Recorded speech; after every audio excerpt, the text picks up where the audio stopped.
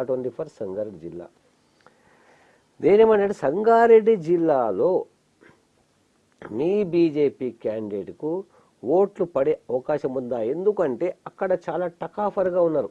నీలం మధు ముదిరాజ్ కాంగ్రెస్ నుంచి, అట్లాగే IAS Venkataramareddy retired collector BRS నుంచి.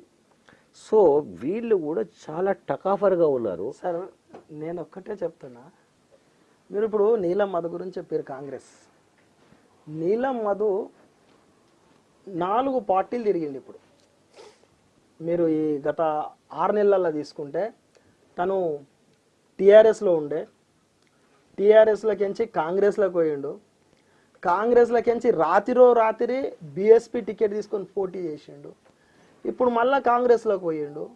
ప్రజలు నమ్మాలే కదా సార్, వాళ్ళని ప్రజలు కూడా నమ్మాలే కదా.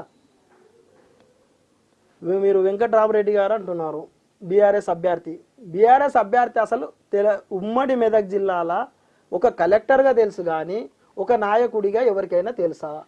ఆయన ఎవరికైనా అపాయింట్మెంట్ ఇచ్చి ఆయన ఎప్పుడైనా ఎవరికైనా కలిసిండా?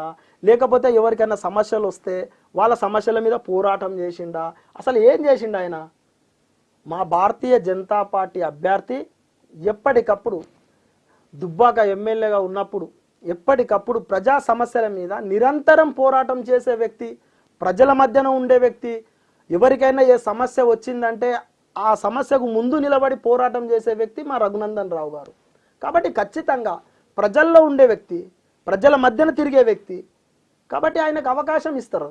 ప్రజలందరూ కూడా ఆలోచిస్తున్నారు ఈ 3 క్యాండిడేట్లల్లో ఎవరు బలంగా వాయిస్ వినిపించగలరు పార్లమెంట్లో అంటే రఘునందన్ రావు గారు అని చెప్పి ప్రజలే చెప్తా ఉన్నారు.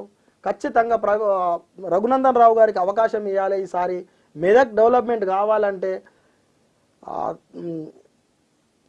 నరేంద్ర మోడీ గారు ఏ విధంగా ప్రధానమంత్రి ఎట్లయినా అవుతారు కాబట్టి అందులో భాగం ఇది కూడా కావాలి మెదక్. కాబట్టి ఖచ్చితంగా ఈసారి మెదక్ల రఘునందన్ రావును గెలిపించడం ఖాయమని చెప్తున్నాను. ఇప్పుడు వెంకటరామరెడ్డి గారు